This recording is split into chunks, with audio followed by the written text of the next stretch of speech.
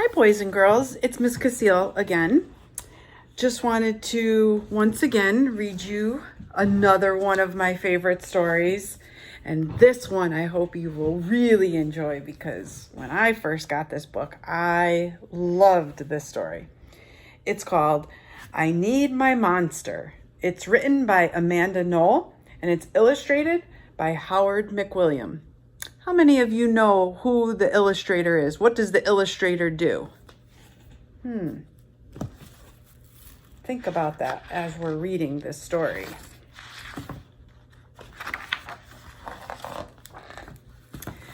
Tonight, when I looked under the bed for my monster, I found this note instead.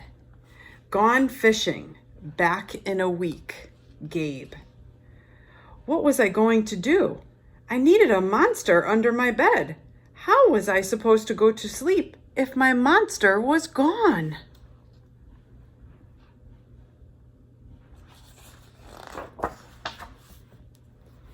I tried to sleep, but it wasn't the same without Gabe. I missed his ragged breathing, his nose whistling, the scrabble of his uncut claws. How would I ever get to sleep without Gabe's familiar scary noises and his spooky green ooze? It was no use. Gabe would be gone for a week, and I just had to have a monster. I climbed quietly out of bed so my parents would not hear me. Grown-ups have some strange ideas about monsters under the bed. I knocked on the floorboards, then scrambled back under my covers. I waited nervously. Would a new monster appear? What would he be like? Would his snorting be as cheerful as Gabe's?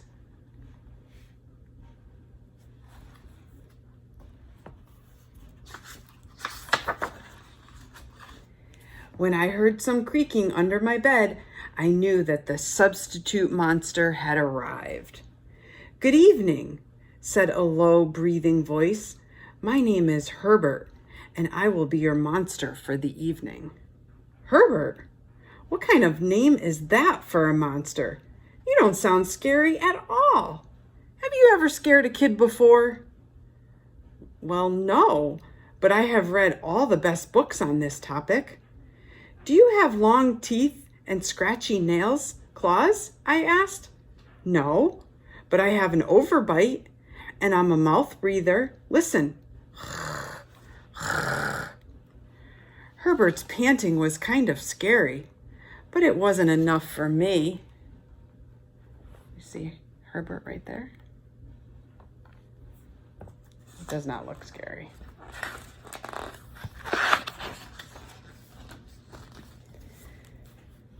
Listen, Herbert, I'm sorry. I just don't think this is going to work. It's nothing personal, but I really need a monster with claws. Picky, picky, Herbert complained. As you wish, I'll go. There was some more creaking. Then Herbert was gone. Some scratching warned me that the second monster had appeared. Good evening, he said in a high, silky voice. My name is Ralph. I understand you need a monster with claws. If you would please lean over, I will hold out an arm for inspection. I crouched on the edge of the bed, hoping to see a horrible, shaggy arm with sharp, ragged claws.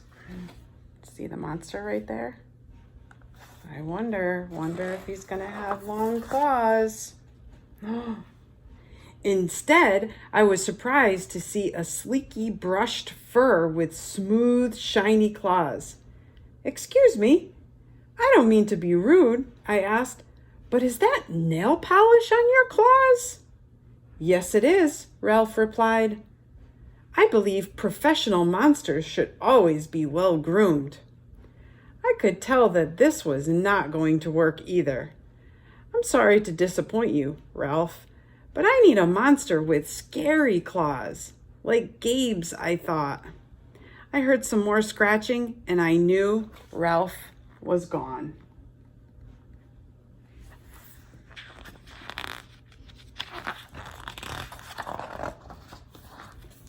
A minute later, a third voice from under the bed rasped, "Check out these claws, kid." I gathered my courage and peered over the edge. The claws were impressive, jagged and dark, and razor sharp.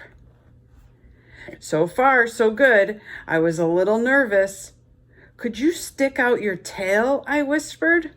"Sure, but don't get scared."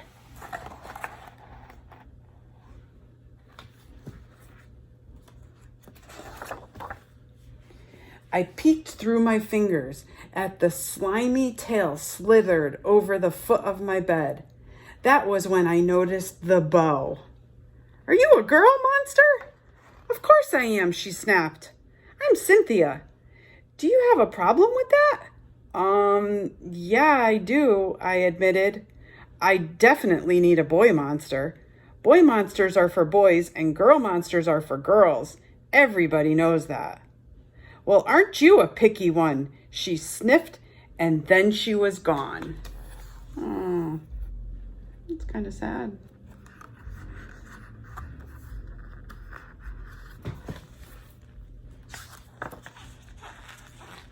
Was I being too picky?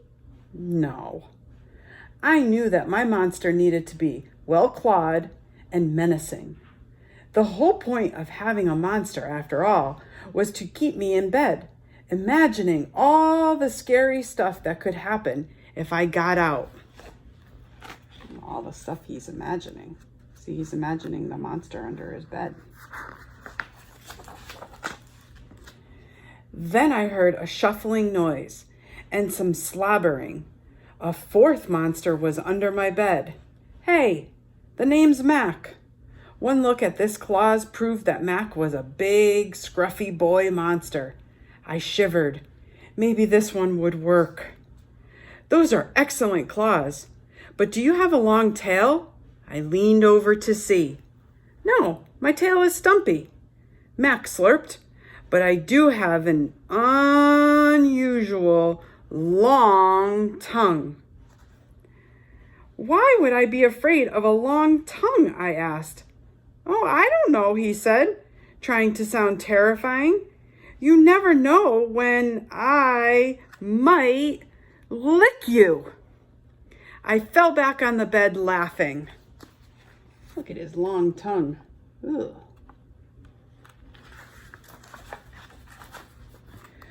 "Well, if you're not even going to try to work with me," Mac whined.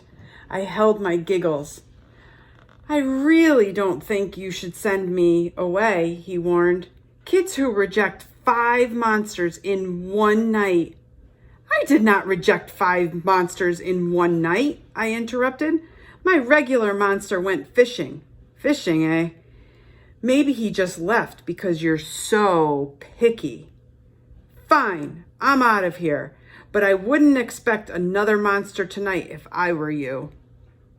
How was I ever going to get to sleep without my monster?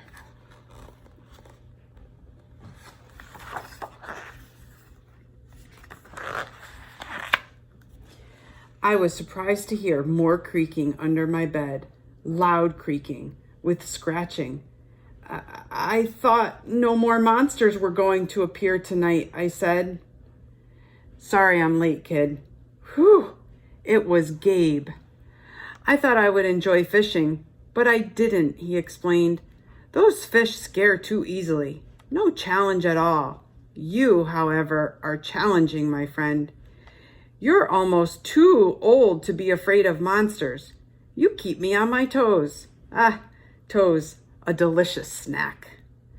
The bed quivered as Gabe's stomach rumbled with hunger.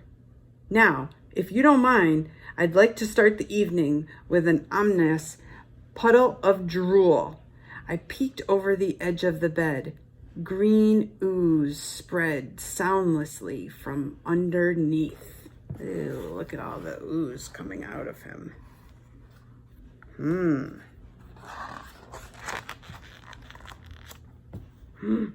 Uh-oh, that looks like his tail.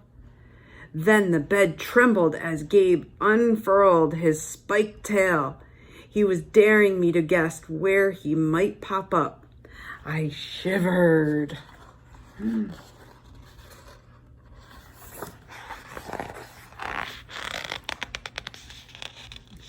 So you had some substitute monsters tonight, Gabe said, sharpening his claws on my bedpost. Were you scared? Then Gabe started tapping. I could tell he wanted to know if I still needed him.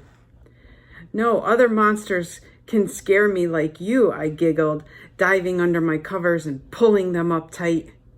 Through the blanket, I heard Gabe's soft, comforting snorts. Ha! I knew it. We're made for each other, he growled.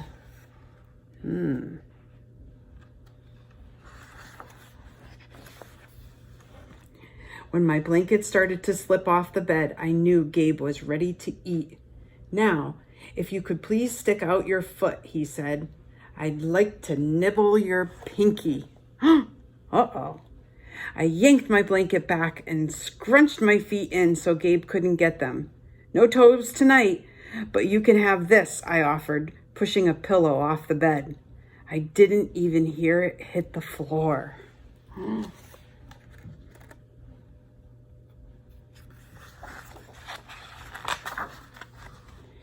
Gabe was back. The ooze was perfect. Everything was back to normal. I shivered again. I'd be asleep in no time. There's so many things I love about this story. It has some really great words that we could study. So I want you to think about what are some of the vocabulary words that we went through in this book. And can you tell me what they mean? And I'd love to hear what you thought about this story. You can send me an email if you'd like. Okay, boys and girls, I hope you enjoyed the story as much as I did. Until next time.